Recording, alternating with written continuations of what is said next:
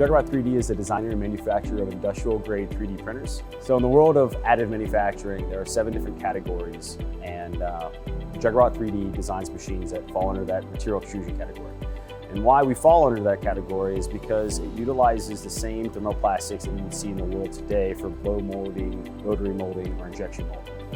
Downside in material extrusion is it's typically a low resolution or a low quality type of production. We've designed machines to be more industrial, and we wanted to focus on all 3 categories within material extrusion, being in pellet form, filament form, and all the way at the beginning, the liquid additive resin form.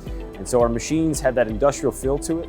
We designed them to be more capable of handling a wide range of performance thermoplastics. It allows us to be pretty versatile in the types of performance thermoplastics we can handle, and it allows customers to actually go beyond just prototyping and focus on final part production or 3D printing for tooling. Next step for us would be to scale that up 10 times fold.